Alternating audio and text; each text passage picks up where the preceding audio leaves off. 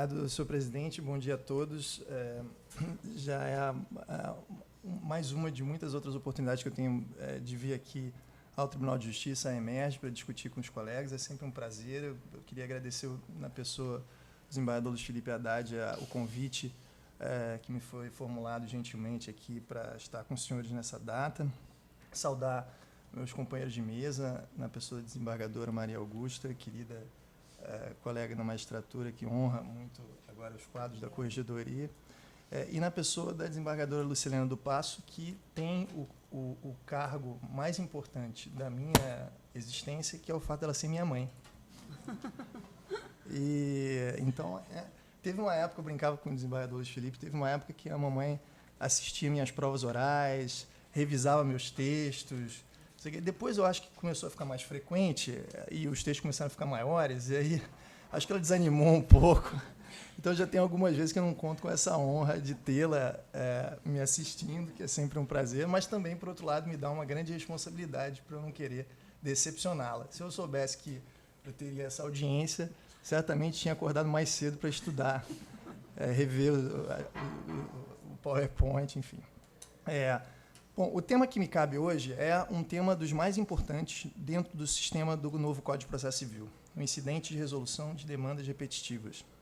Eu vou ter bastante tempo para falar sobre ele, mas vocês vão ver que certamente vai faltar tempo, porque as discussões são muitas e o tema é absolutamente novo, pelo menos parcialmente novo, no ordenamento brasileiro.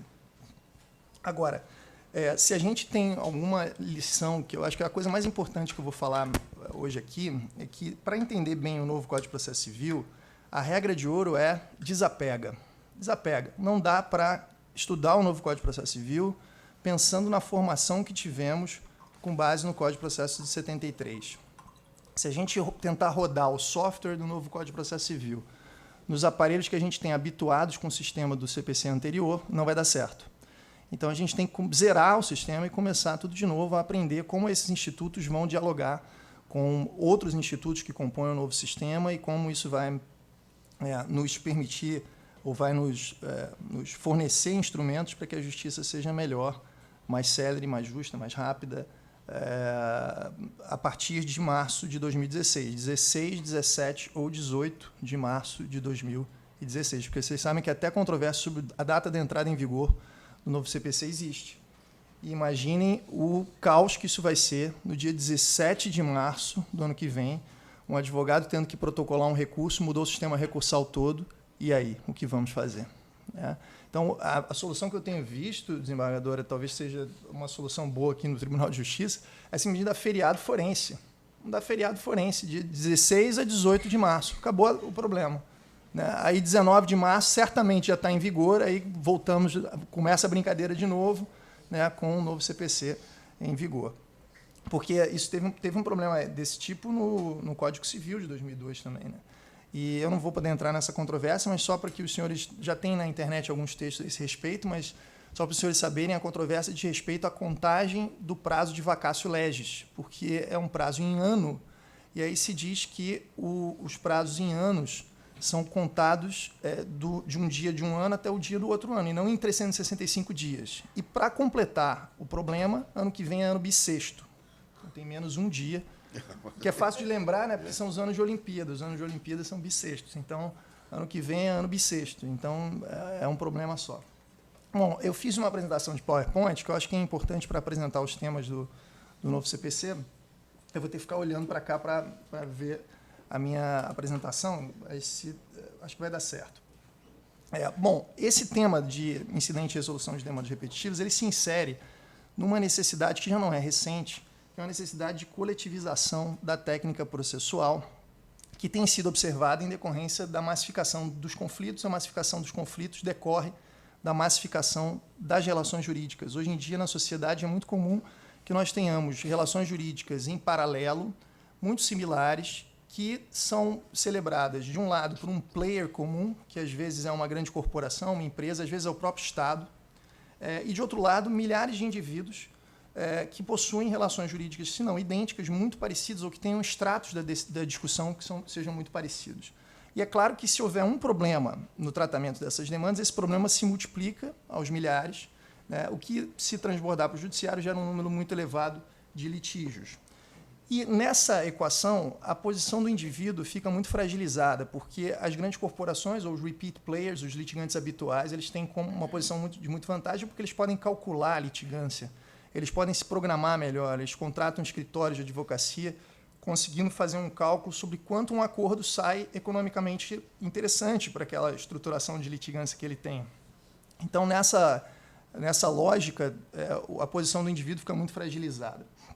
Então, já de algum tempo, se admite que o processo deva assumir uma feição coletiva, sair daquele processo, ou das técnicas que enxergam o processo num formato atomizado, um formato de Caio contra Tício, e começarmos a pensar em outras técnicas que consigam resolver os problemas em bloco. Nos últimos anos, os processualistas e os constitucionalistas têm tentado resolver o problema da quantidade de processos. E é um problema que nós temos que resolver o problema da quantidade. Agora, foram utilizados classicamente e recentemente diversos mecanismos para resolver esse problema. O primeiro grupo de mecanismos são mecanismos que tentam atacar o problema da quantidade, que é apenas um sintoma, né, que é o efeito disso tudo. E tentam atacar esse problema como se o judiciário estivesse sendo invadido por um enxame de abelhas ou um grupo de gafanhotos para atacar a nossa lavoura, e nós tenhamos que matar processos como matamos insetos que estão nos invadindo. Dentre essas técnicas estão essas aí que estão na exposição. Filtros de relevância recursal, como a repercussão geral. Existe uma PEC em tramitação no Congresso que estende a repercussão geral para o recurso especial. Essa é uma tendência mundial, não é só nossa. Tá? Tem filtros de relevância que cortam recursos com técnicas discricionárias como essa em muitos outros países, na Alemanha, na Áustria, nos Estados Unidos, e até na Argentina tem. Então, quer dizer, não é um problema só de país desenvolvido. Vem cá, esse até na Argentina não tem nada de preconceito, não? Não, de jeito nenhum. Então não é um problema mundial mesmo. E isso tem sido resolvido dessa forma. Também as súmulas vinculantes, as súmulas impeditivas de recurso, que tentam diminuir o número de processos quando a discussão já está definida num enunciado simulado nos tribunais superiores. E a chamada rejeição liminar ou improcedência liminar do pedido, que é o 285A do CPC, que foi repetido no CPC de 2015, no artigo 332, que é um grande tapa na cara das pessoas que vêm ao judiciário buscar a jurisdição. A gente diz para elas que elas têm acesso à justiça e batemos a porta na cara dessas pessoas, muitas vezes até sem elas terem o direito de uma sentença com seu nome, né? Aqui não seria grande coisa, só trocar um nome no modelo, né? Às vezes ela ganha lá uma xerox da sentença que foi dada no processo do outro. É claro que esses mecanismos todos têm muita eficácia, eles reduzem mesmo o número de processos. Mas, por outro lado, eles trazem problemas, e alguns desses problemas estão aí na apresentação.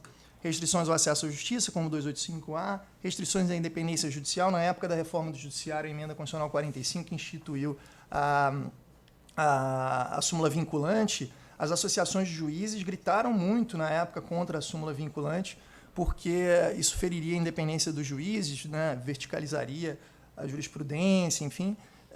Me parece um receio que não se confirmou, porque o Supremo tem utilizado de maneira parcimoniosa a técnica das súmulas vinculantes. E também os filtros de relevância, como eu falei, que ampliam demasiadamente discricionariedade. E aí exigem mais controle, são mais difíceis de escrutinizar do que técnicas que tenham tipificação mais estrita na lei. Bom, e classicamente, ao lado dessas técnicas que querem resolver o problema da quantidade, classicamente se tentou resolver o problema da litigância de massa com as chamadas vertentes de aglutinação. Essas são basicamente o processo cumulativo, conexão, continência, cumulação objetiva, e, de outro lado, cumulação subjetiva, litisconsórcio e intervenção de terceiros, que são técnicas muito antigas, vêm desde o direito romano, que tentam agrupar pretensões no mesmo processo para que elas sejam resolvidas simultaneamente, em simultâneos processos, e que dali saiam títulos executivos que possam resolver diversas relações jurídicas que se cruzam, né, que são secantes entre si, de uma mesma vez. E, de outro lado, algo que vocês também conhecem muito bem, que são as ações coletivas de formato representativo. A gente vai falar um pouco delas mais adiante. Agora, essas técnicas também têm alguns problemas e não conseguiram resolver o problema da quantidade satisfatoriamente. De um lado, o processo cumulativo tem conceitos muito regrados na lei e são conceitos restritos. Se a gente for ver o conceito de conexão e continência na lei, são muito restritos. Eles não permitem que a gente reúna causas simplesmente por uma mesma questão de direito está sendo discutida. Porque, senão, um juiz federal, 28,86% para militar, é reajuste ou é aumento? Pode ser dado para uma categoria e não ser dado para outra, ou tem que ser dado simultaneamente para todos os servidores públicos? Essa foi uma discussão que gerou centenas de milhares de ações na Justiça Federal em todo o Brasil. Se a gente permitisse conexão de causas, porque em várias demandas uma discussão de direito é comum a todos os casos, um juízo federal ficaria com centenas de milhares de ações sobre a mesma matéria, o que inviabilizaria a justiça. Então, nem seria esse o papel da conexão de causas. Então, os conceitos legais são muito restritos e não resolvem o problema da litigância de massa. Por outro lado, as ações coletivas trabalham com técnicas que às vezes são ficcionais, às vezes são técnicas de extensão de coisas julgadas, são técnicas muito complicadas para que o sistema funcione. Eu coloquei ali algumas dessas técnicas e alguns dos problemas que elas geram. Um dos problemas é decorrente da legitimidade extraordinária. Muitas vezes, nas ações coletivas, o legitimado extraordinário que ajuiza a demanda, o Ministério Público, por exemplo, é instrumentalizado através de um procurador ou promotor que está a milhares de quilômetros de distância. Às vezes é um procurador da República em Manaus que ajuiza uma ação sobre uma comunidade indígena na fronteira com Roraima. E ele sequer se deu ao luxo de ir até lá. Às vezes porque tem 1000 coisas para fazer e não vai mesmo, às vezes porque simplesmente é muito difícil acessar esses locais. Então, existe um déficit ali de contraditório, de estratégia, de princípio dispositivo, porque a comunidade substituída fica muito alijada da participação da definição da estratégia, o que alegar, quais as provas requerer, como ajuizar, quando ajuizar, onde ajuizar. Às vezes é uma ação de âmbito nacional, às vezes vale a pena ajuizar no Rio de Janeiro, às vezes não vale a pena ajuizar no Rio de Janeiro. Às vezes é uma questão que envolve discussão sobre gênero, liberdade de expressão, que talvez seja mais estrategicamente interessante ajuizar num Estado mais progressista e não muito conservador. Então, tem certas ações que, se nós ajuizarmos em Minas Gerais, não funcionam, ou no Rio Grande do Sul não funcionam. E, às vezes, funcionam no Rio de Janeiro e vice-versa. Então, esse planejamento estratégico, muitas vezes, é feito pelo legitimado extraordinário. Nosso sistema é assim, ele é feito para funcionar assim. Mas isso, se funciona ou não funciona, a gente vai falar. Mas isso é um problema em termos de garantias processuais nas ações coletivas. Um outro problema é da vinculação dos ausentes, leia-se coisa julgada. As ações coletivas trabalham com técnicas de extensão de coisa julgada, ou coisa julgada só para favorecer a classe substituída, que gera um problema muito grande da gente saber se aqueles indivíduos todos vão estar incluídos nos efeitos daquela decisão ou não vão. Os problemas de exclusão, de opt-out, né, daqueles que não querem se submeter àquelas ações coletivas. Isso gera um problema também grande em termos de garantias fundamentais e também um problema de custos do processo, que a gente não pode ignorar. O réu, nas ações coletivas, é muito prejudicado, porque o nosso sistema de ações coletivas ele é um sistema que isenta de custos e despesas processuais o legitimado extraordinário. É um incentivo para a propositura de ações coletivas, porque se assim não fosse, as pessoas, certamente as associações, não iriam se entusiasmar de, em juízo, postular direitos que são de outras pessoas se soubessem que poderiam sofrer ou ser oneradas individualmente pelos custos do processo. Então, isso é um sistema que existe para incentivar as ações coletivas, mas a gente não pode fechar os olhos para essa situação, que a posição dos réus nas ações coletivas em relação aos custos é muito desigual em relação aos autores coletivos. Bom, então se pensou nesses procedimentos de solução de casos ou processos repetitivos, incidentes de solução de processos repetitivos ou casos repetitivos, aí eu estou falando no gênero, que são baseados na seguinte ideia. Quando certas pretensões forem chamadas pretensões isomórficas, forem processos que contêm extratos de discussão comuns, nós vamos suspender todos os processos. Suscita-se um incidente num órgão de instância superior, esse incidente vai resolver apenas a questão comum a todos esses processos. devolvendo aquela solução da questão comum que vai ser incorporada posteriormente como premissa para a solução de todos esses casos individualmente. Então, existe um favorecimento à solução conjunta, que, do lado dos indivíduos, fala a favor da isonomia. Porque hoje o que a gente tem é que dois vizinhos têm o mesmo problema, um ganha a resposta A do judiciário, o outro ganha a resposta B, simplesmente porque um teve a ação distribuída para a primeira vara e o outro teve a ação distribuída para a segunda vara. A sociedade não tolera mais isso. A sociedade não tolera mais um sistema que, com multiplicidade de centros decisórios, não crie mecanismos que tratem isonomicamente pessoas com situações similares. Não é possível que as pessoas tenham soluções diferentes para problemas similares. Né? Então, as pessoas e obrigar essas pessoas a irem até o Supremo Tribunal Federal, né, para que haja uma uniformização dessas questões. E do lado do sistema, se do lado do indivíduo se fala em favor da igualdade, do lado do sistema fala a favor da coerência, que é algo muito importante quando você tem uma multiplicidade de centros decisórios, porque a coerência ela é um jogo de duas vias, digamos assim. Né? Quando a gente tem vários centros decisórios, é como se cada um desses centros, ao decidir, reforçasse o outro. Então, quando um sistema é coerente, cada ponto do sistema acaba reforçando, em termos de segurança jurídica, o outro ponto do sistema. Então, isso é importante sistemicamente, não apenas do lado individual. Notem que, nesse formato de suspensão de processos e divisão de cognição, existe uma divisão de trabalho entre duas instâncias. E a decisão que, ao final, vai ser executada é uma decisão objetiva e subjetivamente complexa. Ela é objetivamente complexa porque ela é uma combinação de dois estratos, a decisão do órgão de instância superior sobre a questão comum, somada à decisão do juízo de cada um daqueles milhares de casos para as demais questões que não são comuns e, portanto, são peculiares àquele caso. E ela é uma decisão subjetivamente complexa porque ela é uma combinação de dois órgãos jurisdicionais diferentes, né, que é uma fusão, digamos assim, das duas decisões. Agora, notem que todos aqueles problemas que as ações coletivas têm normalmente não colocam aqui. Legitimidade é a legitimidade ordinária lá do processo individual.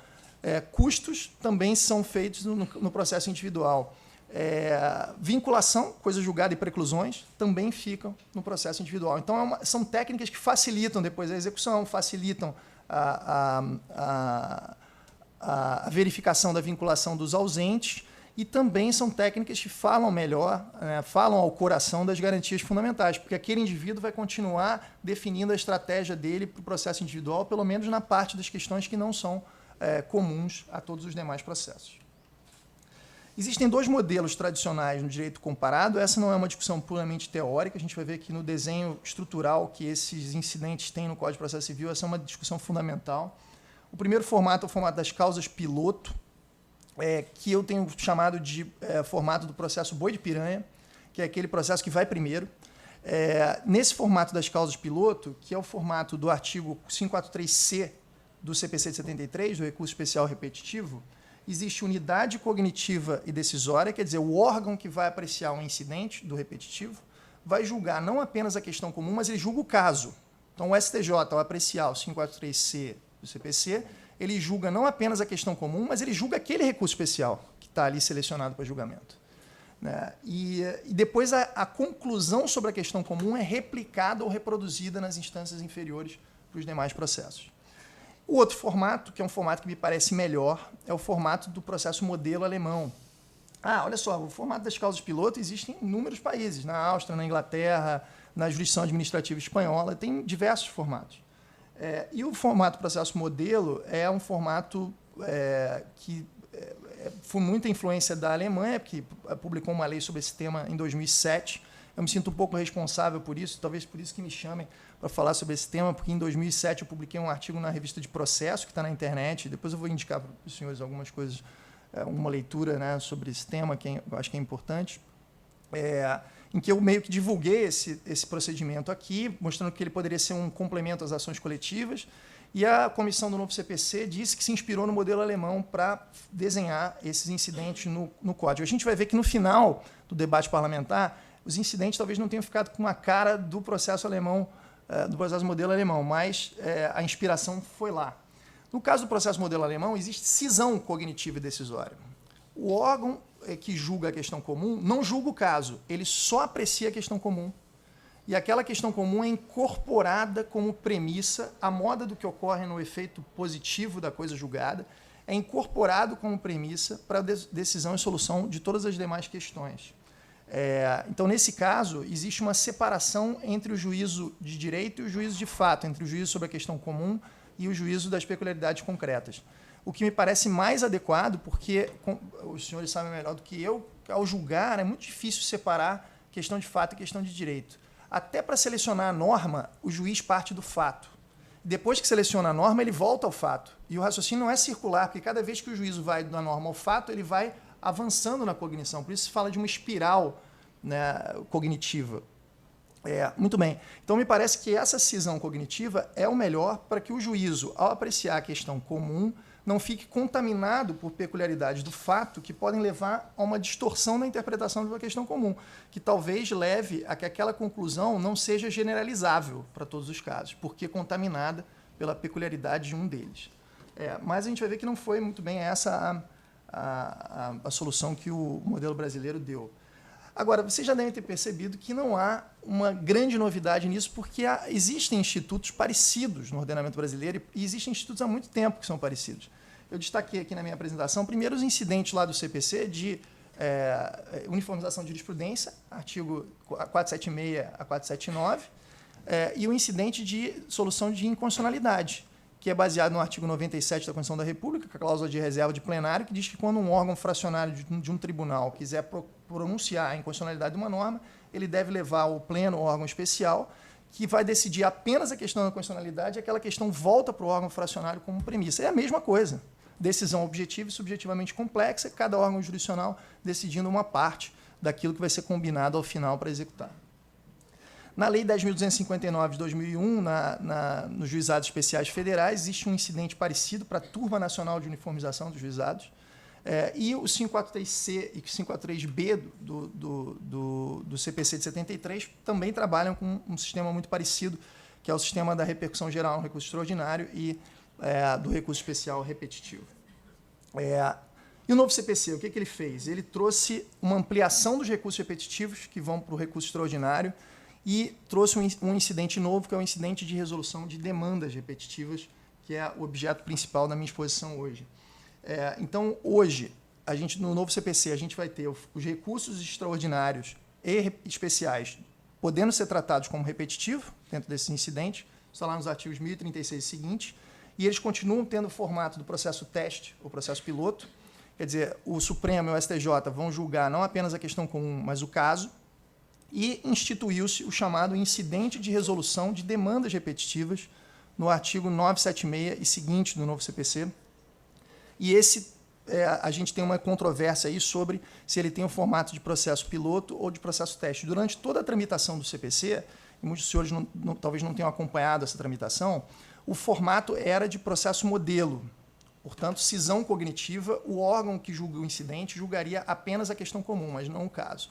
No apagar das luzes, quando o projeto voltou para o Senado pela segunda vez, mudou-se o texto, sem que aquele texto tivesse passado pelo debate nas duas casas do Congresso. Vocês sabem que o processo legislativo, para que uma lei seja aprovada, ele depende, fundamentalmente, que o mesmo texto seja aprovado nas duas casas. Então, na tramitação do CPC, isso começou no Senado, foi para a Câmara mudou, voltou para o Senado. Aí o Senado tem uma possibilidade mais restrita de atuação. Ele podia não incluir o Instituto, ele podia incluir a versão original do Senado, Senado 1, ou podia optar pela versão da Câmara. Ele não podia colocar um terceiro texto, e foi o que aconteceu.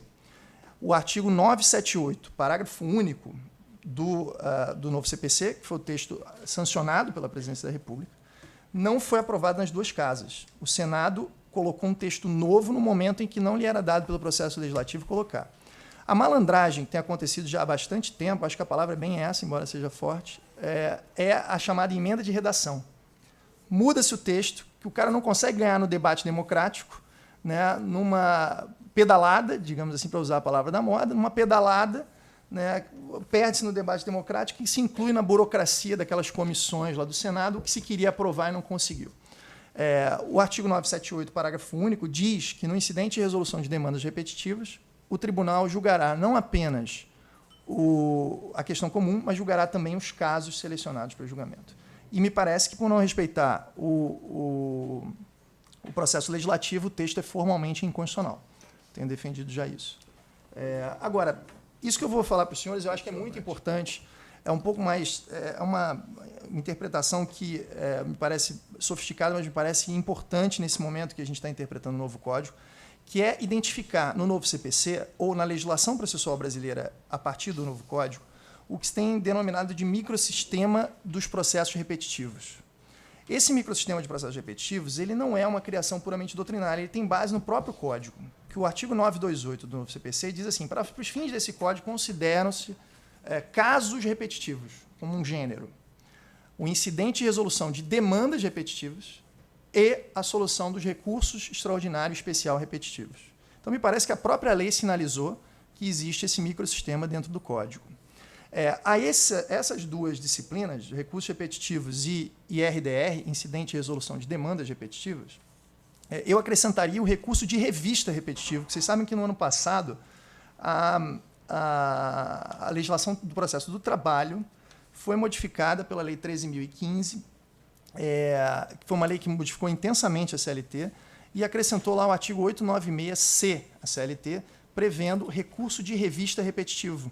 Como a vacatio legis dessa lei foi menor, porque respeitou a regra geral de 90 dias, ela já está em vigor no processo do trabalho e já foi elaborada tendo em vista o projeto de novo CPC. O projeto de novo CPC impactou a forma com que o processo do trabalho foi alterado. E, portanto, hoje, a primeira experiência que a gente tem disso é no recurso de revista repetitivo. E me parece que esse regramento do recurso de revista repetitivo deva ser também considerado parte desse microsistema de causas repetitivas, ou de casos repetitivos, né, genericamente falando. E quais são as duas principais funções de identificarmos um microsistema de casos repetitivos no processo brasileiro atual? A primeira, que é mais evidente, é a aplicação transversal desses regramentos.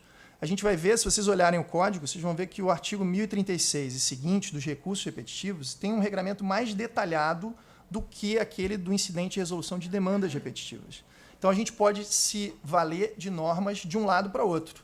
Tanto ao analisar os recursos repetitivos, a gente pode aplicar o regramento do incidente e resolução de demandas repetitivas e vice-versa. E podemos nos valer também da regulação do processo do trabalho, pescando lá o que tem de bom e o que tem na CLT que a gente poderia aproveitar também para a interpretação do Código de Processo Civil. Vocês sabem que o CPC tem um artigo dos mais importantes, que tem sido objeto de muitas discussões pelo pessoal do processo do trabalho.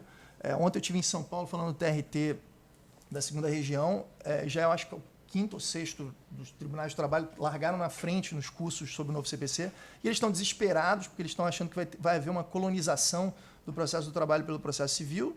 Eu acho que é um receio desarrazoado da parte deles. E o artigo que preocupa os juízes do trabalho é o artigo 15 do novo CPC, que diz que o CPC se aplica subsidiariamente ao processo eleitoral, ao processo administrativo e ao processo do trabalho. E notem, ele diz assim que se aplica subsidiária e supletivamente, que é o mais importante, porque a aplicação subsidiária pressupõe a ausência de norma, mas a aplicação supletiva não. Então, mesmo havendo norma específica no processo administrativo, no processo eleitoral, no processo do trabalho, o CPC se aplica para complementar. Então, estabelece a lei um diálogo de fontes que me parece que é transversal.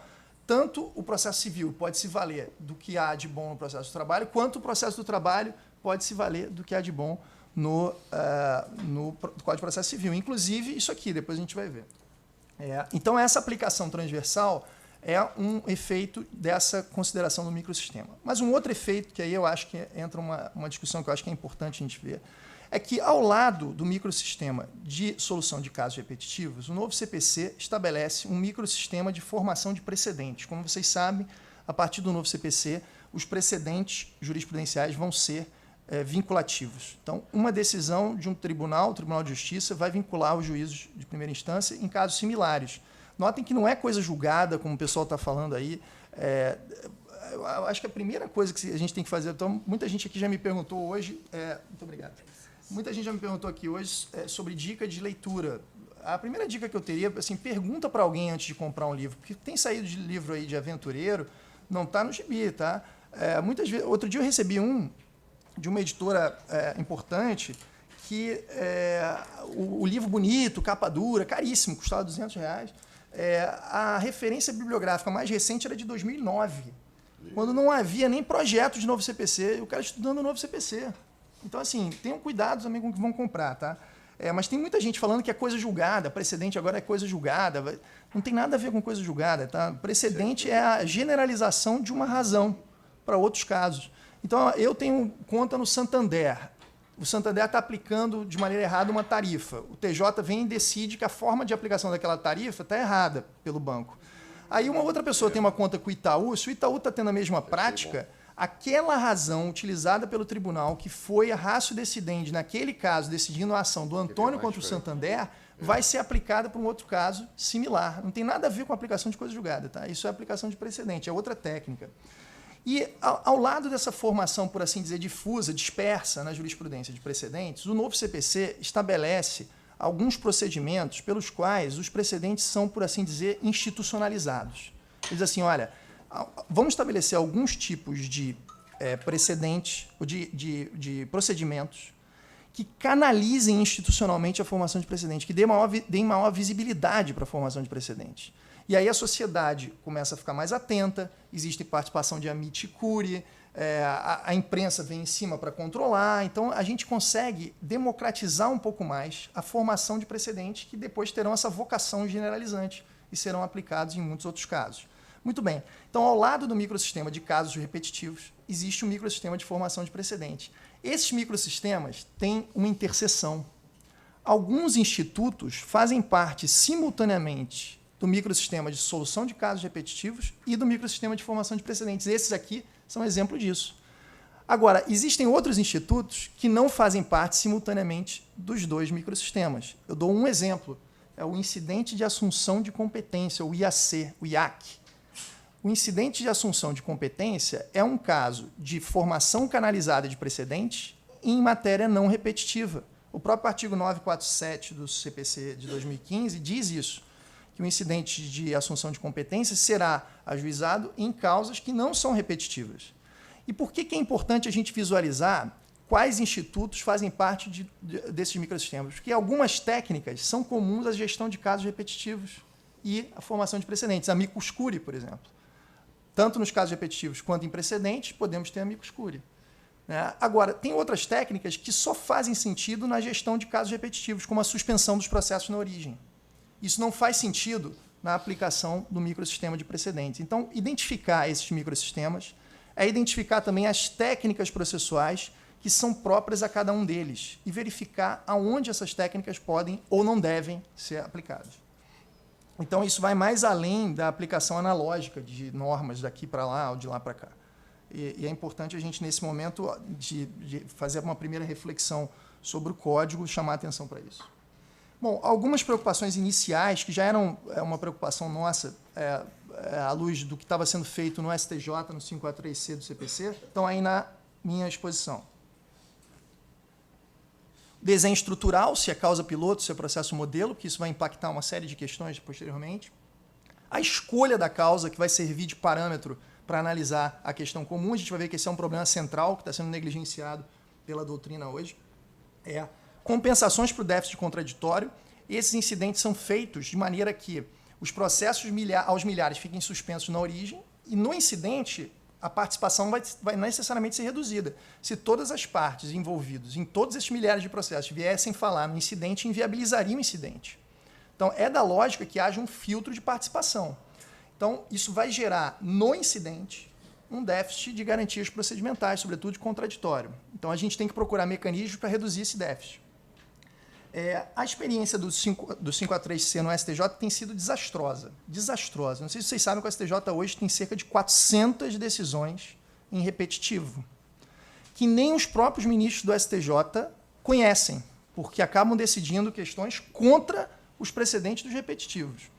Aliás, o STJ, e aqui falando no Tribunal de Justiça, a gente tem como fazer essa crítica de maneira mais livre, mas eu falaria lá no STJ também. O STJ, em termos de respeito de precedente, talvez seja o pior tribunal do Brasil, o que é um grande absurdo, porque se trata do segundo tribunal mais importante do Brasil.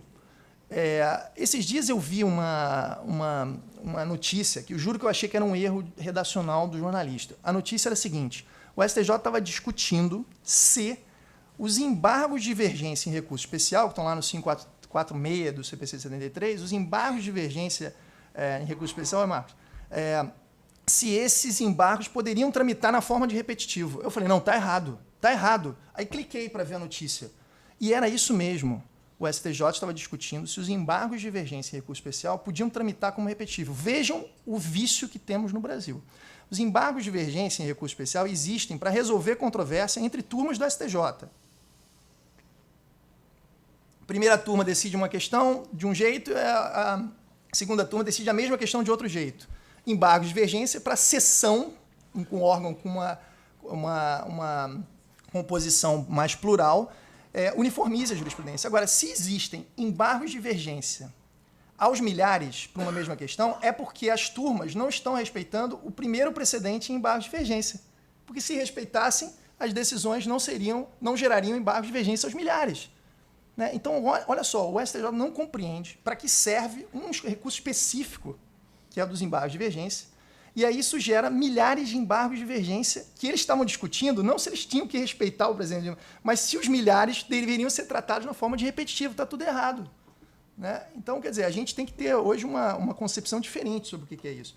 E a experiência do STJ no 543C é desastrosa. Vocês sabem que o 543C diz que os tribunais de origem têm um papel na seleção das causas. O TJ aqui pode selecionar as causas repetitivas e mandar para o STJ, como para servir de parâmetro para o repetitivo. Nada mais natural, porque quem está sofrendo a pressão de quantidade são os tribunais de origem. O STJ recebe uma fração daquilo. Então, quem tem melhores condições de escolher a melhor causa, onde os argumentos estão melhor postos, onde as partes estão bem representadas, são os tribunais de origem, não é o STJ. Agora, os tribunais de origem também não exercem essa competência. Não exercem uma atribuição que a lei lhes dá. E aí acaba gerando uma distorção, que é uma parte da norma não ser aplicada pelos tribunais de origem, o STJ se sobrepõe a essa competência dos tribunais de origem e acaba selecionando os processos lá em cima. Pesquisas estatísticas nos repetitivos mostram que no STJ raramente há sustentação oral no repetitivo. O que dificulta também, diminui o debate no incidente. Às vezes isso é um impacto direto da seleção de uma causa ruim. Seleção de uma causa de uma pessoa hipossuficiente, que não vai ter dinheiro para pagar o advogado para ir lá em Brasília sustentar no STJ. Depois a gente vai falar um pouco sobre a escolha da causa, eu não estou querendo aqui ser elitista de nenhuma maneira, mas a escolha da causa impacta o contraditório no incidente. Então essa é uma preocupação evidente que o STJ não tem se desincumbido. Agora, em termos de objeções e vantagens desses institutos em relação àqueles mecanismos tradicionais que sempre foram pensados aqui no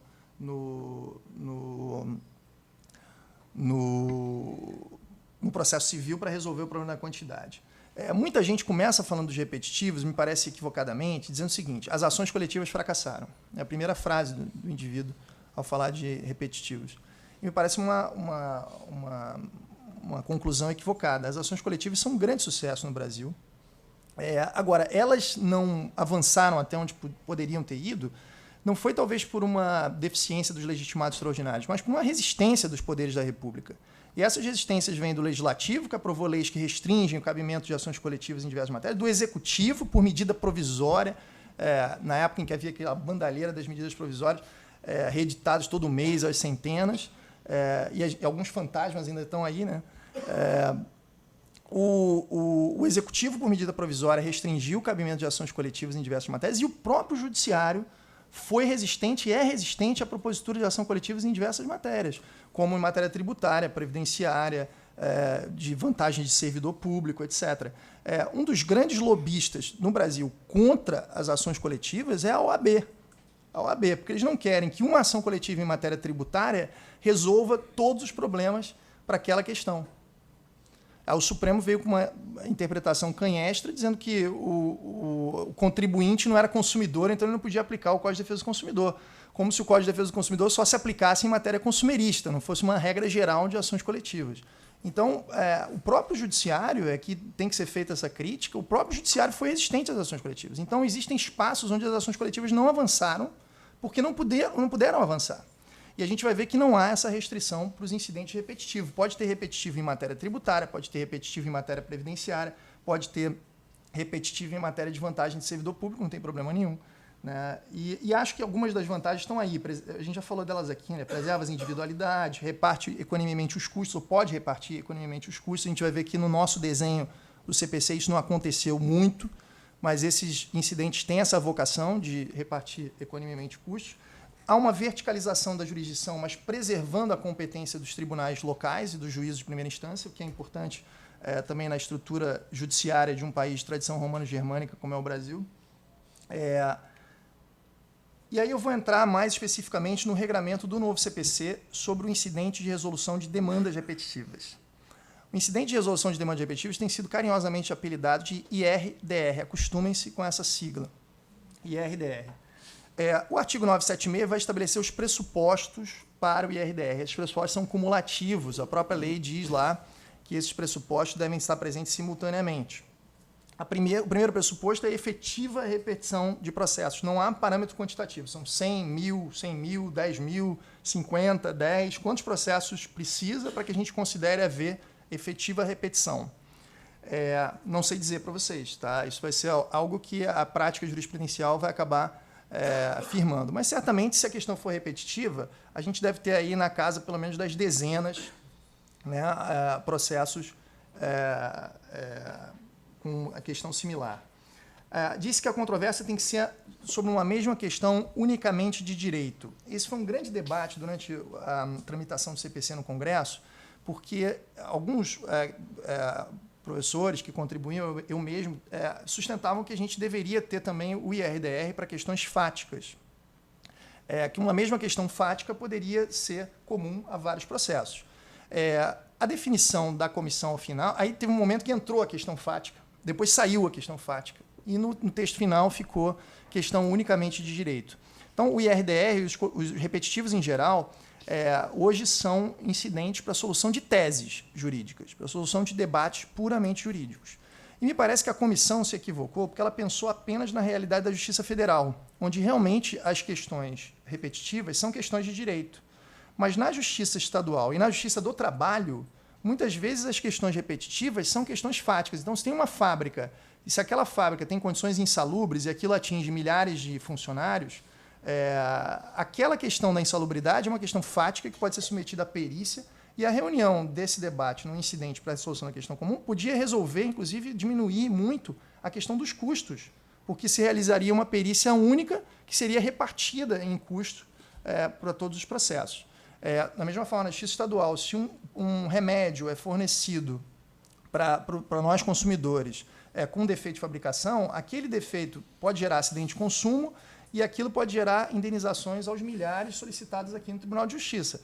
Essas indenizações serão depois objeto de análise em termos fáticos. Será que há defeito na produção? Será que aquilo foi um defeito de fabricação ou não foi? Essa é uma questão fática que, às vezes, aos milhares se reproduz. O incidente, na forma com que está no código, não permitiria isso. Eu tenho sustentado que é possível essa ampliação do incidente também para questões fáticas. Mas aí a gente tem que fazer uma interpretação um pouco mais, digamos assim, elástica. Né? E também essa é uma primeira reflexão, eu, talvez, não, pensando melhor no futuro, até mude de opinião. Mas acho que a gente tem que pensar em resolver esse problema da massificação também para as questões fáticas, e o Código não optou por fazer isso. Agora, a questão de direito, disse lá no artigo 928, parágrafo único, ela pode ser tanto direito processual quanto direito material. E quantas vezes a questão aos milhares discutida é uma questão de direito processual? O MP é parte legítima ou não é parte legítima para defender patrimônio público? Nossa, toda ação de improbidade que a gente pede lá tem uma discussão dessa, e o STJ tem coisa sumulada nisso. E a gente continua discutindo aos milhares. Então, existe um incremento de cognição e de debate sobre uma questão aos milhares, é uma questão de direito processual. Essa questão pode ser objeto do incidente de resolução de demandas repetitivas. Agora, questão comum ou pretensão isomórfica não é o mesmo que direito individual homogêneo. Tá? Tem muita gente dizendo aí, isso aí é a mesma coisa que direito individual homogêneo. Não é. Tá? O direito individual homogêneo ele é composto de uma relação jurídica própria que tem um formato similar e que vai se aplicar em casos que também serão afetos aos casos de incidentes de repetitivos. Mas não é a mesma coisa pelo simples fato de que uma questão comum ela pode ser comum a uma ação individual e a uma ação coletiva. Tá? Então, isso já seria suficiente para a gente afastar essa equivalência entre os conceitos de direito individual homogêneo e questão comum. Não tem nada a ver isso. Uma mesma questão comum pode levar à suspensão para a tramitação como repetitivo de um processo coletivo, de uma ação coletiva. Então, não é correto equivaler isso. E, como eu disse, não há limitação temática. Essa questão comum pode ser de direito tributário, previdenciário, de qualquer matéria repetitiva. Além disso, desses pressupostos, tem um terceiro pressuposto que é muito importante, que é o risco de ofensa à isonomia e à segurança jurídica. Esse risco de ofensa à isonomia e à segurança jurídica gerou um debate já bastante recorrente na literatura processual sobre se cabe um incidente preventivo ou se o incidente tem que ser repressivo. Quer dizer, diante do simples ajuizamento de discussões aos milhares, se a gente já poderia suspender tudo para o tribunal decidir, ou se a gente deveria esperar os juízos na primeira instância sentenciarem esses processos para aí verificar o risco à segurança jurídica e à isonomia. Me parece que o Código optou pela vedação do incidente de caráter preventivo. Por quê? Porque esse risco à segurança jurídica ele tem que ser efetivo. Não basta aquele receio de decisões conflitantes que é suficiente para a conexão de causas. Aqui o risco tem que ser efetivo. E a gente só vai verificar risco efetivo depois que essas causas forem, pelo menos algumas delas, sentenciadas na primeira instância. Porque antes disso a gente não vai saber, porque podem ser causas ajuizadas às centenas, mas o judiciário dá uma resposta unívoca para aquilo. Em dando uma resposta unívoca, qual é o risco à segurança jurídica e à isonomia? Nenhum. Né? Então a gente só vai poder saber só vai poder aquilatar esse risco efetivo depois de sentenciadas na primeira instância essas decisões, ou algumas delas, né, esses processos. Esses incidentes têm uma nota de interesse público muito grande. Tá? Esse interesse público é visto em diversas disposições que a gente pode analisar em conjunto, que mostram que ele foge à regra de interesse puramente particular. Por exemplo, existem restrições ao princípio dispositivo. A desistência da ação afetada pelo incidente é ineficaz relativamente ao incidente. Ela pode resolver o caso, mas o incidente prossegue para a solução da questão comum. Então, a vontade das partes não consegue definir o caso como conseguiria num processo individual. Existe intervenção obrigatória do MP, e eu, quando tenho dado capacitação lá no MP, digo que nesses casos de repetitivos, não é possível o colega que vai dar parecer, normalmente vai atuar na segunda instância, se valer daquele parecer padrão dizendo matéria tributária não tem interesse público, não há interesse na intervenção. Por quê? Porque até aquela matéria, se considerada individualmente, pode não revelar interesse público. Mas o simples fato de haver repetição e de estarem presentes os pressupostos, dentre eles risco à segurança jurídica, risco à isonomia, etc., isso justificaria o parecer do Ministério Público e a intervenção do Ministério Público no mérito. Então, o interesse público que justifica a intervenção não é a discussão sobre a matéria que está sendo vinculada no incidente, mas sim o interesse público se justifica pela repetição daquela discussão e pela repercussão que aquilo pode ter em termos de segurança jurídica e isonomia. Se diz também que, em havendo aquela desistência da parte, o incidente vai prosseguir para a solução da questão comum e, à moda do que existe nas ações coletivas, o MP pode conduzir o processo adiante, né, nos casos de desistência. Também se coloca a ausência de custas, salvo má-fé, que é o mesmo sistema das ações coletivas. Como eu disse a vocês, esses incidentes eles têm a vocação de tentar resolver um pouco a questão dos custos, que é distorcida lá nas ações coletivas, e eles poderiam dividir os custos do incidente entre todos os processos individuais, como fazem alguns modelos no direito comparado. Mas a opção do legislador brasileiro, uma opção de simplificação, foi isentar de custas e despesas no incidente, salvo má-fé. Legitimidade para deflagrar o incidente. Até pelo interesse público que existe nesse incidente, a legitimidade existe tanto para órgãos, instituições ou para as partes dos processos, ou seja, sujeitos do processo que atuam parcialmente, no caso, quanto para o próprio judiciário. O judiciário pode, de ofício, deflagrar o incidente. O juiz, em primeira instância, ou o relator no tribunal podem provocar a instauração do incidente. as partes de um processo onde a questão repetitiva esteja sendo discutida também podem. Isso é especialmente importante para os réus, que nas ações coletivas não tem uma ação coletiva passiva, né?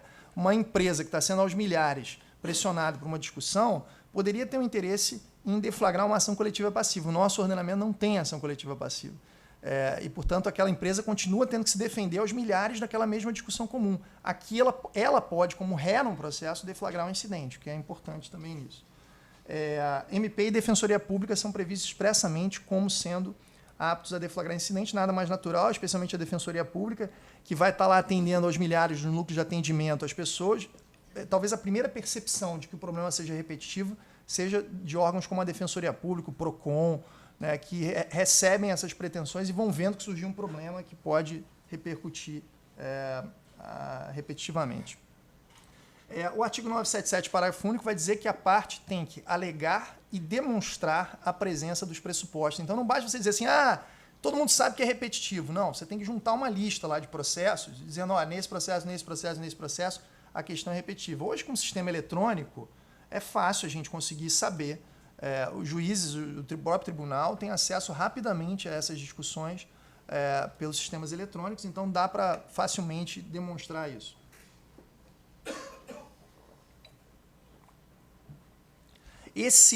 Essa solicitação de deflagração é dirigida ao presidente do tribunal. O papel do presidente do tribunal é puramente administrativo. Aí ele vai caber distribuir aquilo e vai caber inserir nos sistemas eletrônicos, num cadastro eletrônico, uma ementa, um resumo daquela discussão. Ele não vai julgar o incidente. O registro eletrônico é uma técnica fundamental na gestão de casos repetitivos. A lei vai dizer que tanto os tribunais quanto o CNJ, em termos de uniformização, têm que estabelecer cadastros eletrônicos dos repetitivos. Para quê? Para que os juízes de primeira instância saibam que a questão está sendo repetitiva, até que possam implementar a suspensão dos processos, e para que os indivíduos e os outros tribunais saibam que aquilo está sendo discutido em termos de repetitivo. Depois a gente vai ver que isso é importante para o indivíduo saber se ele ajuiza ou não ajuiza a sua ação, ou se ele espera para ver o que vai acontecer. Então, a gente ter esse cadastro é algo fundamental para a gestão de casos repetitivos. E esse cadastro tem que ser bem alimentado. Não adianta também botar lá na mão de um cara que não vai saber direito o que está acontecendo, vai botar lá um negócio padronizado que não vai dizer exatamente o que é objeto da discussão e aí não permite a gente saber o que está sendo debatido ali, o que está sendo afetado para a discussão como questão comum. Então, isso vai dificultar muito a nossa análise. A competência para julgamento. Ao contrário dos recursos especial, extraordinário e repetitivo, ficam no STJ e no Supremo, a competência nesses casos é dos tribunais locais e regionais. Então, os tribunais de justiça e os tribunais regionais vão ser os competentes para o IRDR. Isso é importante porque vai fazer com que o TJ, por exemplo, tenha que se adaptar. Inclusive, tem que haver urgentemente uma reflexão sobre a alteração de regimento interno. Porque a lei vai falar ali, no artigo 982 e 985, falam em estado ou região, que nos leva a essa consideração de que o IRDR é algo que vai ficar limitado ao âmbito de abrangência dos estados e dos tribunais regionais na esfera federal. Pelo artigo 15, que é aquele que estende para a Justiça do Trabalho e para a Justiça Eleitoral, eu tenho defendido que isso vai também ser cabível nos TRTs e nos TREs, em matéria eleitoral. Como se aplica em matéria administrativa, me parece que nos TREs também possa ser aplicado em matéria administrativa, como fiscalização de propaganda, etc., toda vez que houver uma questão comum aos milhares. E me parece que também seja aplicável em órgãos administrativos que apreciam em grau de recursos administrativos, como o CARF, o Conselho de Recursos do Sistema Financeiro Nacional e outros que podem decidir também em bloco questões comuns aos milhares. Agora, embora o Código de Processo Civil estabeleça essa competência para os tribunais locais e regionais, o artigo 978 vai dizer que os tribunais decidirão em seu regimento interno qual o órgão para o qual será distribuído o incidente. Então, o TJ aqui, por exemplo, vai ter que fazer uma escolha se isso vai para o pleno, para o órgão especial ou para grupos de câmaras. Eu nem sei se existem mais os grupos de câmaras, volta e meia eles são extintos aqui e ali. Então, agora, a gente pode, desde logo, apontar algumas diretrizes para essa escolha do tribunal. Talvez o pleno não seja o órgão mais adequado para isso. Talvez nem o órgão especial, por uma questão simples. Às vezes a questão comum é de matéria consumerista. Bom, então eu estava dizendo que o tribunal vai ter que fazer essa escolha aqui de qual órgão internamente a quem ele vai atribuir o julgamento do incidente. Me parece que se a matéria é de direito consumidor, que o órgão mais adequado para isso seja uma reunião de câmaras de matéria do consumidor. Porque se levar isso para o pleno, o desembargador que está no criminal há 20 anos, às vezes vai apreciar uma matéria de consumidor e sem desfazer da competência dos juízes, porque são generalistas. Todos nós, quando fazemos concurso, somos generalistas. Isso aí não tem como o cara querer também dizer assim, eu sou juiz criminal. Não, o cara é juiz para qualquer coisa. Né? Agora, talvez, o que eu estou dizendo é que talvez o pleno órgão especial, ao decidir essa questão comum, chegue a uma conclusão que nem mesmo reflita a posição atual do conjunto de câmaras especializadas na matéria. E isso é muito deletério em termos de segurança jurídica, porque o precedente que vai ser firmado no repetitivo não reflete a jurisprudência das câmaras que vão estar corriqueiramente julgando aquela matéria. Então, me parece que alguma vinculação em razão da matéria, em razão do objeto da discussão, ou temática, deva haver nesse órgão que o tribunal vai escolher no regimento para essa apreciação. Bom, a admissibilidade do incidente, está lá no artigo 981, vai ser feita por esse órgão indicado pelo regimento. Esse órgão tem que ser colegiado, a lei veda a decisão unipessoal, que é a nomenclatura do novo CPC para decisão monocrática. Não pode haver uma canetada monocrática do relator decidindo o repetitivo, nada mais natural, porque se a gente vai resolver um repetitivo que tem eficácia contra todos, e a gente quer que nesse incidente haja um contraditório qualificado, com participação, etc., visibilidade, a gente tem que garantir uma discussão de maior qualidade que vai ser feita no âmbito do colegiado e não monocraticamente. E no parágrafo 4º do artigo 976 tem uma regra que diz que se a questão já estiver afetada nos tribunais superiores para decisão num recurso especial ou extraordinário repetitivo, que não cabe o IRDR, nada mais natural, né? Porque não faz sentido você decidir um IRDR aqui se depois o STJ ou o STF vão apreciar aquela mesma questão em recurso repetitivo. Bom, admitido o incidente, ou seja, admitido que estão presentes os pressupostos lá do 976, os efeitos dessa admissão estão previstos no artigo 982, vão gerar o efeito principal, são vários os efeitos, tá? Mas o efeito principal é a suspensão dos processos nos juízos inferiores, nos quais esteja sendo discutida aquela mesma questão objeto do incidente. Essa suspensão ela é automática, ela decorre da lei. Nem o tribunal precisa colocar na decisão que suspendem-se os processos na instância inferior, nem o juiz de cada caso precisa proferir uma outra decisão suspendendo o processo. O que ele tem que fazer é implementar a suspensão. Ele tem que mandar alguém lá na vara e falar, separa aí todos os processos que estão discutindo lá essa questão, uma vantagem deferida aos servidores públicos do Estado, separa isso tudo aqui. Aí vai botar um despacho assim, conforme decisão do Tribunal de Justiça, julgamento do recurso repetitivo número tal, admitindo o incidente, suspendo o processo. Ponto final. Tá? Por isso que se diz que mais importante do que o tribunal fazer constar lá da decisão que devem suspender os processos na primeira instância é haver um mecanismo de comunicação, que pode ser feito pela corregedoria, por órgãos administrativos, não precisa ser o próprio órgão, lá o grupo de câmaras, ou a Câmara, enfim, ou o pleno. Não precisa o pleno ficar mandando ofício para todos os juízes. Né? Isso pode ser feito eletronicamente, administrativamente, para comunicação, para permitir até que os juízes de primeira instância efetivem a suspensão. Todas as medidas de urgência são direcionadas ao juiz onde o processo está suspenso, e não ao órgão de incidência, senão inviabilizaria também o tribunal. Né? Então, isso não poderia ser direcionado ao órgão que está julgando o incidente. E existe uma possibilidade de impugnação a essa suspensão. A parte pode dizer, olha, suspender o meu processo, colocando ele na vala comum dos repetitivos, mas ele tem peculiaridades que os distinguem, tudo bem, filho? Que os distingue da vala comum. Ele não deve ser tratado como repetitivo. A discussão aqui não é bem essa. Ou, no meu caso, é diferente. Então, a parte pode alegar o que num sistema de precedentes se chama de distinção ou superação.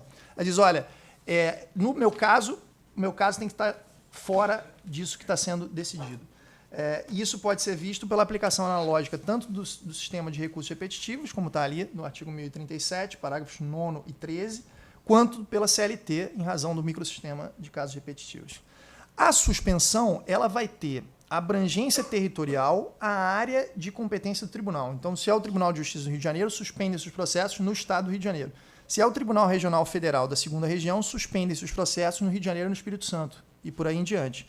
Em São Paulo, por exemplo, tem 2 TRTs. Então, se é o TRT da segunda região, suspende os processos apenas dentro de uma área dentro do Estado de São Paulo. Se é o TRT da 15ª região, que é Campinas, aí vai ser na região do TRT. Então, tem que olhar a área de abrangência territorial do tribunal. Agora, tem um negócio bem esquisito no código, que é uma extensão da suspensão. Isso vai dar um monte de problema. Que é o seguinte, o TJ do Rio de Janeiro instaurou um incidente para a solução de uma questão repetitiva, e esse incidente vai tramitar aqui, suspendendo seus processos no Estado do Rio de Janeiro. Um indivíduo no Piauí que tenha uma ação em que se discuta a mesma questão pode fazer uma solicitação ao STJ que suspenda a tramitação de todos os processos em todo o Brasil. Notem como é estranho isso, porque é uma atuação do STJ, talvez em caráter cautelar, não quero fazer nenhum juízo precipitado, mas é possível que se compreenda um caráter de urgência nessa extensão da suspensão, que é feita sem o STJ ter cognição sobre a matéria, que não há um repetitivo lá no STJ. Se houvesse o repetitivo, o IRDR aqui no TJ seria inadmissível, a gente acabou de ver. Então não há um repetitivo no STJ e a gente nem sabe se haverá um repetitivo no STJ. É até possível que exista, porque uma vez definida a tese jurídica no repetitivo, a gente vai ver que cabe recurso para o STJ. Mas, por enquanto, não só não existe cognição no STJ, como a gente não pode dizer que é provável a cognição no STJ. É meramente possível haver no futuro cognição no STJ. Mas a lei permite essa extensão da suspensão deferida pelo STJ para todo o território nacional, independentemente de haver outros IRDRs, porque pode ter um IRDR também lá no Piauí, pode ter um IRDR em São Paulo, para discutir a mesma questão no âmbito territorial daqueles tribunais. Mas essa extensão da suspensão é algo que vai dar problema, a gente já está vendo. Eu acho que foi uma opção ruim do legislador. Acho que era melhor deixar que cada tribunal resolvesse no seu âmbito territorial e, uma vez interposto o recurso dessa decisão, aí sim se poderia solicitar ao STJ a suspensão em todo o território nacional. Porque não me parece fazer sentido que haja extensão dessa suspensão antes de haver um recurso pendente no STJ para apreciar a matéria. Bom, a lei estabelece um prazo de julgamento de 1 ano, está lá no artigo 980. Ao fim desse prazo, cessa automaticamente a suspensão. Mas se estabelece uma possibilidade de que o tribunal, por decisão fundamentada, justifique uma prorrogação dessa suspensão dos processos. Diz assim, olha, na verdade o processo não ficou parado aqui 1 ano sem que a gente fizesse nada. A gente marcou audiência pública, a gente fez uma série de providências, fizemos aqui oitiva de amicus curiae, etc. E não deu tempo, simplesmente, de instruir tudo para julgamento. Então, vamos prorrogar para julgar. Agora, tem um problema aí, e aí me parece que os regimentos internos também devem ter essa preocupação de estabelecer, nesses casos repetitivos, uma prioridade de tramitação, como tem para habeas corpus, etc., porque a lei não prevê suspensão da prescrição. Isso é uma coisa que os civilistas, Marcos, vão ter que resolver, porque não tem suspensão da prescrição no CPC. Enquanto o processo está suspenso para decisão do incidente, a prescrição está correndo na origem. Vocês sabem que o novo CPC também introduziu a prescrição intercorrente. Então, vai poder ter prescrição ali entre a citação e o trânsito em julgado, como tem na execução fiscal, né? Olha o problema. Aí muita gente tem defendido que tem que se interpretar que essa suspensão leva também à suspensão da prescrição. Mas eu falei, mas sem lei? A gente vai ter suspensão de prescrição sem lei? Meio uma gambiarra interpretativa, né? Então, acho que esse vai ser um problema. Por isso que eu acho que a preocupação com a tramitação tem que ser fundamental. A gente tem que tentar estabelecer prioridade para que esse problema nem chegue a ocorrer. Bom, e aí o que eu tenho defendido? Interposto o recurso, também se estende o prazo de 1 ano. Não faz sentido que seja só numa instância o prazo de 1 ano, né? Se esse prazo de 1 ano é para decidir numa instância, tem que ser também no STJ, por exemplo, para decidir o recurso contra a decisão do Tribunal de Justiça que decidiu o IRDR. Se o STJ ultrapassar o prazo de 1 ano, cessa automaticamente a suspensão, os processos individuais voltam a tramitar normalmente. Bom, admitido o incidente, suspensos os processos, começa a instrução do IRDR. Essa instrução do IRDR é o que vai fazer o tribunal chegar à conclusão sobre como deve ser interpretada e aplicada a questão comum. E para essa instrução do IRDR tem uma etapa nesse procedimento, que é uma etapa fundamental, que é a seleção de causas. O tribunal vai selecionar causas que vão servir como paradigma, parâmetro, para ele entender a questão comum, entender os debates, o argumento de parte a parte e concluir como ela deve ser aplicada uniformemente para todos esses casos. Essa seleção de causas o tribunal vai pesquisar e depois vai proferir uma outra decisão, que é chamada de decisão de afetação dos processos, que são processos que vão passar a tramitar no incidente. Esses processos, a escolha desses processos para essa afetação é um tema central nos repetitivos, porque escolher mal o processo que vai servir como paradigma é talvez estarmos nos valendo de discussões que não estão completas, de discussões que estão com argumentos mal postos, e, de alguma maneira, permitir que o tribunal seja levado a uma solução que talvez não seja melhor. Então, nós temos que selecionar bem os processos para que a decisão seja de maior qualidade e reflita uma conclusão generalizável para todos os casos. Bom, não há parâmetros, ou há parâmetros muito incipientes na lei. A lei fala em que os processos selecionados têm que ser admissíveis. Claro, você não vai selecionar um recurso intempestivo, por exemplo, que eles têm que dar uma visão global da controvérsia e que tem que ter argumentação abrangente. Agora, o que é isso? Nos recursos repetitivos, numa regra que eu acho que pode ser aplicada também para o IRDR, se diz que tem que ter um mínimo de 2 processos. Eu acho que é um parâmetro quantitativo aí. Agora, parâmetro qualitativo são essas referências, né? Mas a lei diz que o tribunal pode solicitar remessa de processo à primeira instância. Então, pode ser oficiado diversos juízes e falar assim, olha, vocês têm discussão sobre a questão comum tal? Se tiver, me manda o melhor processo que vocês tiverem aí. Pode ser mandado até eletronicamente, desembargador. E aí o tribunal vai ver aqueles em que os argumentos estão melhor expostos, onde a discussão é mais completa e mais abrangente, seleciona uns ou outros e devolve o resto para ficar lá suspensozinho lá no juízo, aguardando a solução da questão comum. Uma referência que eu acho que é importante é a seguinte: pode não ser afetado para tramitação em incidente o processo da onde o incidente foi deflagrado. Então, assim, lá atrás, a parte num processo dela deflagrou o incidente, pediu, olha, instaure um IRDR para decidir essa matéria. Aquele processo pode servir para o tribunal verificar a presença dos pressupostos de admissibilidade. Mas a discussão pode não ser a melhor naquele processo. Então, é possível que o tribunal receba aquele processo, veja que estão presentes os pressupostos, admita o incidente, depois fala assim, ó, devolva esse aí e vou afetar um outro. Isso eu acho que é fundamental, não apenas para isso que a gente vem discutindo aqui de qualidade da decisão no IRDR, mas também para não levar a uma corrida das partes para suscitar o IRDR correndo a partir do seu processo.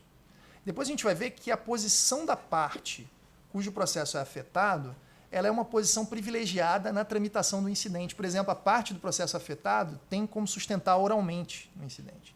Tem um espaço de sustentação oral próprio, que se ela não fosse parte do processo afetado, ela não conseguiria ter. Ela ia ficar lá distribuída com um amicus curiae, ia ter que dividir espaço na tribuna com, às vezes, dezenas de outras pessoas, falando 1 minuto, né? Se vira nos 30. Né? Então, isso poderia levar a uma corrida dos litigantes de suscitar o incidente a partir do seu processo, que me parece uma conduta anticooperativa, de má-fé, que deva ser desestimulada. Bom, eu escrevi em 2013, foi publicado em 2014 na Revista de Processo, um texto sobre seleção de causas piloto, falando sobre o 543C do STJ e também do projeto de novo CPC. Parece que é o único texto em que isso foi discutido ainda na nossa literatura. E esse é um problema central. Tudo isso que eu estou falando aqui para vocês, tem vários textos que estão lá, eu deixo pendurados num perfil, que é tipo um Facebook de nerd. Não sei se alguém aqui tem. Eu tenho, porque eu sou nerd. Facebook de nerd? O Facebook de nerd. Que é o academia.edu. Não sei se vocês conhecem, muita gente não deve conhecer, mas fiquem aliviados, porque vocês não são nerds, não conhecem. Que é um Facebook, é uma rede social de pesquisadores e professores. E lá você pode fazer upload de arquivos em PDF, que é muito útil. Eu boto lá material para meus alunos. Tá? É uma base de dados muito útil. Você pode seguir outros pesquisadores, aí o cara publica alguma coisa lá, você lê. Então, eu boto muitos dos meus artigos lá com a paginação original em PDF. Você pode clicar e baixar. Esse é um dos que está lá. Em que eu proponho alguns parâmetros para seleção de causas, que eu acho que são aplicáveis também no novo CPC. Esses parâmetros giram em torno de 2 vetores. O primeiro é a amplitude de contraditório na origem.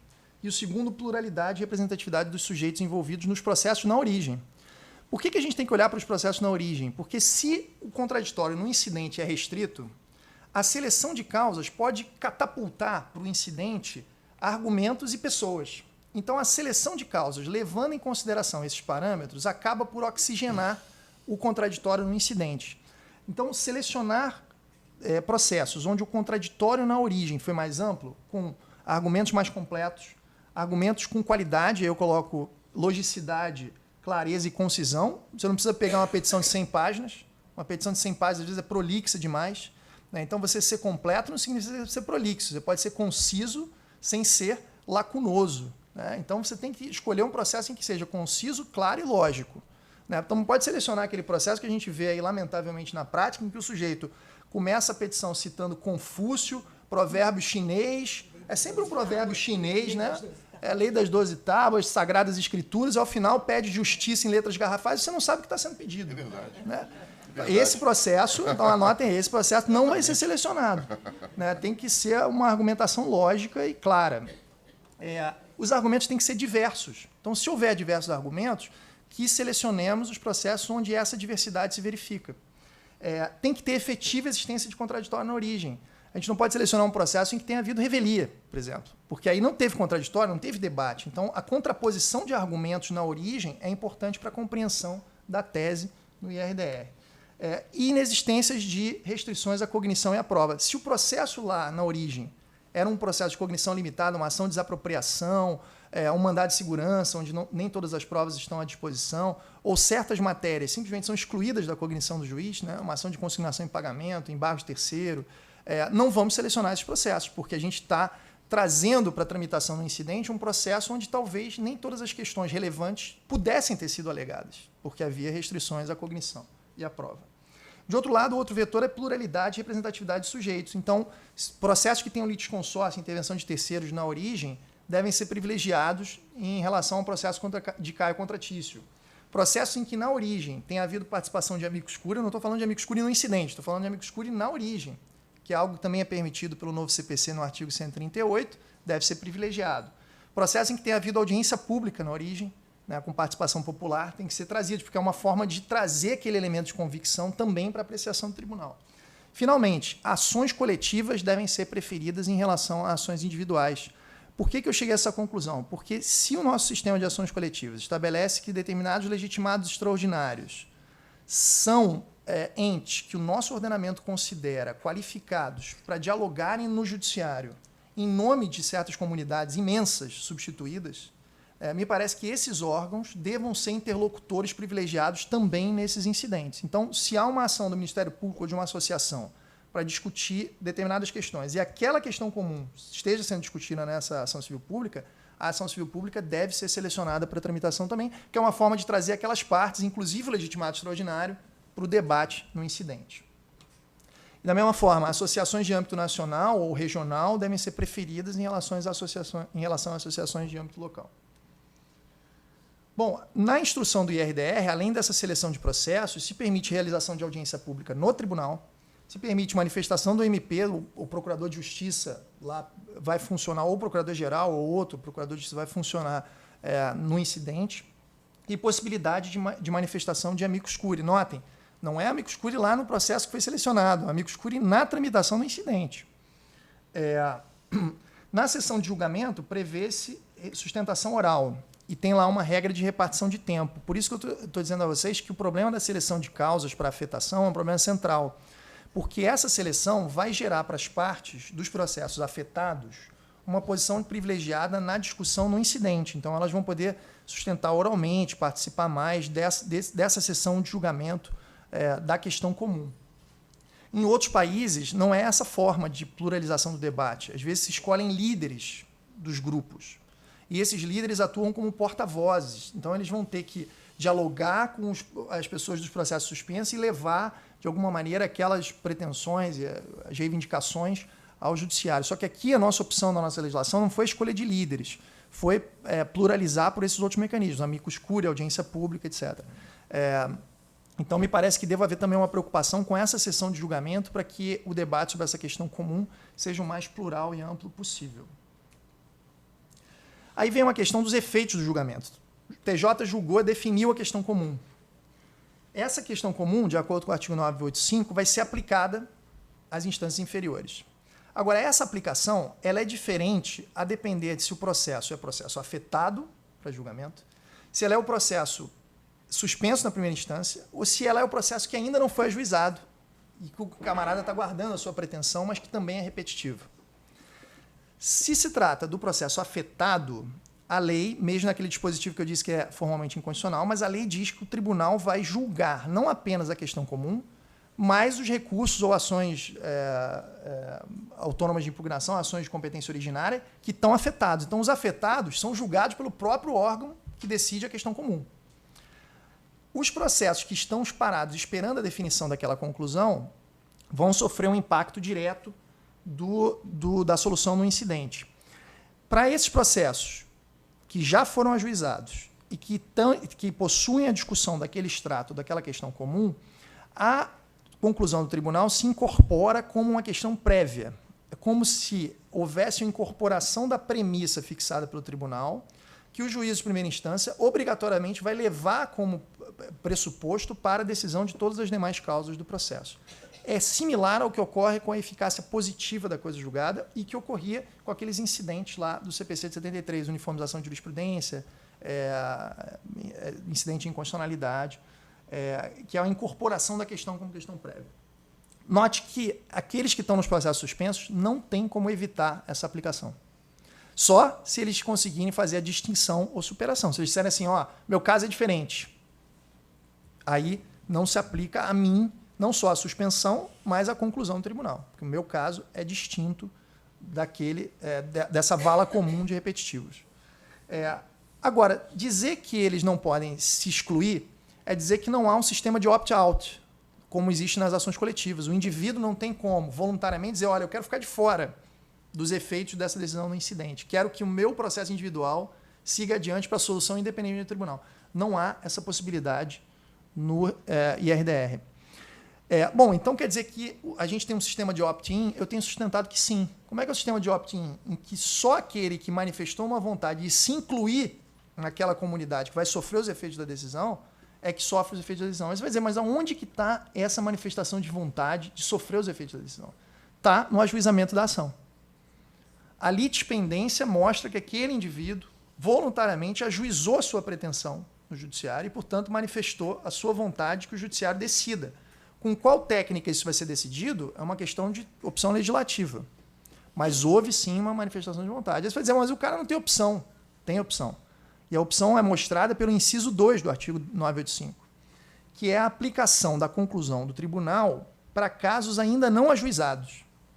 Para esses casos que não são ajuizados, evidentemente, se não há litispendência, ele não vai ter sido suspenso e não vai haver aplicação automática como incorporação da premissa fixada pelo tribunal na decisão do IRDR.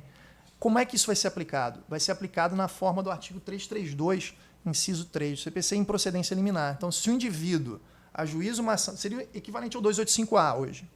O indivíduo ajuiza uma ação e a tese já foi definida em sentido contrário a dele no IRDR, em procedência liminar do pedido, o juízo rejeita, desde logo, a pretensão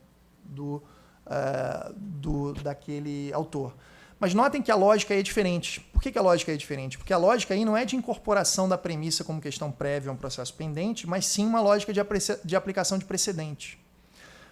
E isso é importante ser falado porque a fundamentação do tribunal ao aplicar a solução do IRDR, a fundamentação do juízo, ao aplicar a fundamentação do IRDR em procedência liminar aos casos que foram ajuizados depois da solução do tribunal, ela vai exigir fundamentação em como é uma aplicação de precedente. Vai atrair lá os incisos 5 e 6, eu estou vendo que o Flecha vai falar sobre fundamentação judicial, vai atrair os incisos 5 e 6 do parágrafo 1º do artigo 489, que são incisos de fundamentação específica para aplicação de precedente. O modelo de precedente, senhores, eu não vou ter tempo de ampliar isso aqui, presidente, mas é uma discussão fundamental também quando a gente estuda o modelo de precedentes. O modelo de precedentes exige uma forma de argumentação diferente. Não é o que a gente vê hoje assim, STJ, pá, solta lá. Não, você tem que argumentar em torno das premissas fático-jurídicas que levaram o tribunal que editou o precedente a concluir daquela maneira, dizer o que levou o tribunal a fixar o precedente e dizer por que aquilo se adequa ao caso. Mostrar que, no caso, estão presentes circunstâncias fático-jurídicas, ainda que similares. Lembra que eu falei da minha ação contra o Santander e da ação do fulaninho de tal contra o Itaú.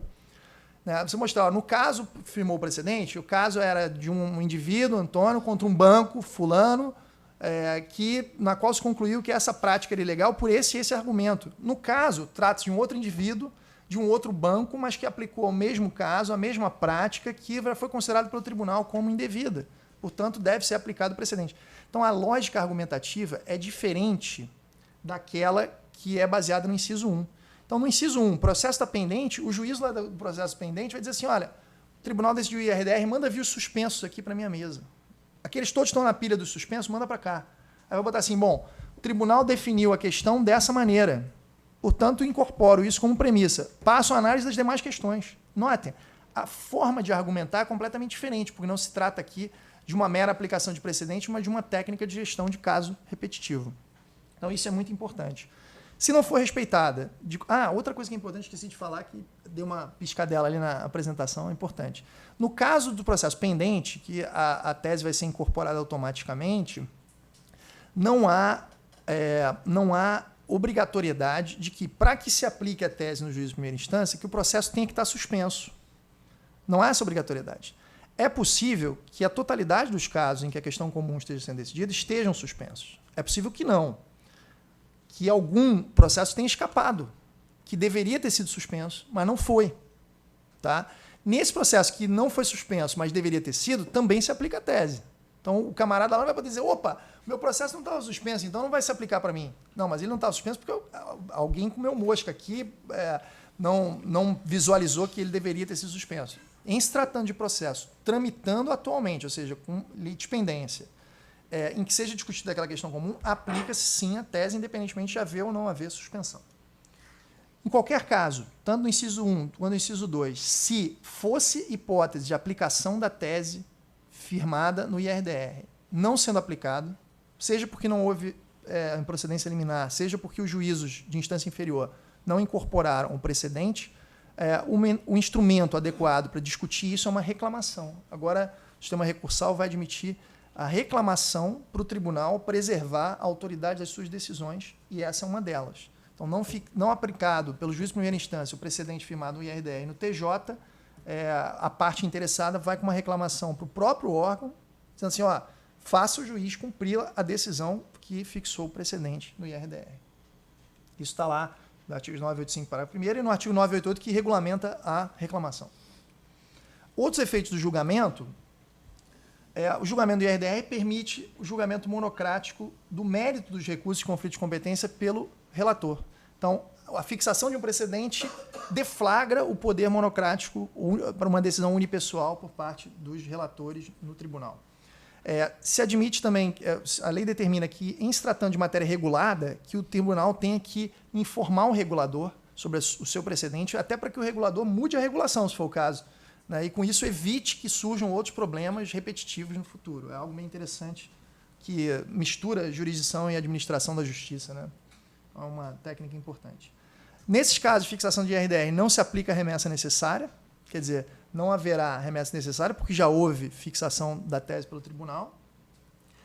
Estabelece uma presunção de repercussão geral no recurso extraordinário, quer dizer, a parte vai ter facilitado o seu acesso às vias excepcionais, principalmente do recurso extraordinário, em razão de ver, talvez, uma repercussão constitucional daquela discussão.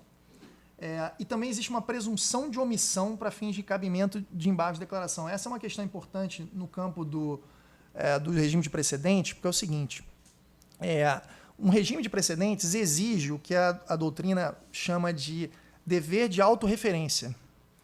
O tribunal, os tribunais, né, têm que dialogar com seus próprios precedentes. Eles não podem ignorar os seus próprios precedentes, que é aquela crítica que a gente fez ao STJ.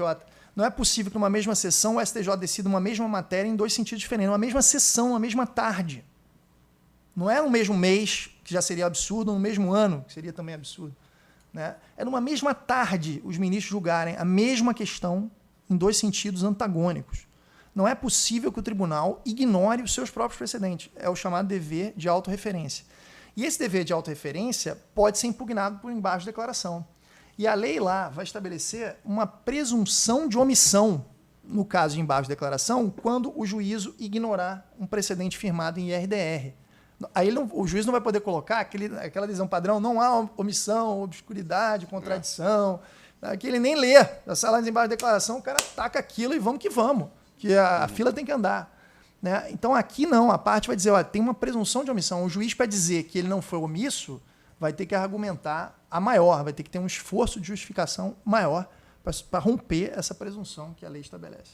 E também tem impactos na desistência. Firmada a tese no IRDR, o código vai dizer o seguinte, olha, se a parte quiser desistir do processo, ao contrário da disciplina da desistência no processo civil tradicional, ela não vai ter custos e honorários, não vai pagar pela desistência. Então ele estimula que as partes desistam ao verem que a tese que elas sustentavam foi fixada em sentido contrário no tribunal. E com isso vai também aliviando os juízos de instância inferior para que eles não tenham que prosseguir naquela discussão nos processos em que a viabilidade de êxito é zero. Então, me parece algo importante. E essa desistência aí não depende de anuência da parte contrária. Então, é uma disciplina da desistência da ação individual diferente da disciplina geral em razão da fixação da tese no IRDR. Finalmente, encaminhando para o final, a lei prevê, no artigo 986, a revisão da tese. Existe possibilidade de depois seja novamente provocado o tribunal para rever a tese, se houver alguma alteração fático-jurídica. Agora, é claro, o tribunal decidiu hoje, não pode amanhã o indivíduo renovar aquilo sem nenhum incremento cognitivo. Você tem que mostrar que no espaço que medeia a decisão do tribunal no IRDR e a provocação de um novo incidente para rever a tese, tenha tido algum tipo de alteração fática ou normativa que possa levar a uma conclusão diversa a respeito da questão comum. Se assim não for, o tribunal vai rechaçar essa solicitação, porque a decisão do IRDR se estabilizou à luz do que tinha sido decidido antes. Então, há uma necessidade de mostrar o que é novo, né, para provocar a revisão da tese. Além disso, existe um recurso da decisão, como eu já adiantei, da decisão que julga o IRDR. Esse recurso pode ser extraordinário ou especial. Ele tem efeito suspensivo, esse recurso extraordinário tem efeito suspensivo, e tem repercussão geral presumida, como eu disse. Eu não vou ter tempo de discutir aqui essas questões de incidente objetivo, incidente subjetivo. Cabe embargos de declaração dessa decisão. E é curioso porque a legitimidade, tanto para os embargos quanto para o recurso, ela é dada não apenas às partes, ao MP, às partes dos processos originários que estão suspensos, mas também aos amici curiae. Isso é uma peculiaridade porque o sistema do novo CPC, no artigo 138 e parágrafos, restringe muito as faculdades do amicus curiae em âmbito recursal, diz que ele não poderá recorrer. Mas, em algumas hipóteses, admite-se recurso. Essa é uma das hipóteses em que o amicus curiae vai poder recorrer. Senhores, haveria muitas outras questões que eu poderia falar, mas eu resolvi encerrar um pouco antes, porque o tempo está curto, né? E para abrir também uma possibilidade aí de debate com os senhores. Mais uma vez, eu queria agradecer sempre a gentileza do convite, a audiência de todos os senhores aqui e me colocar à disposição para as perguntas. Muito obrigado.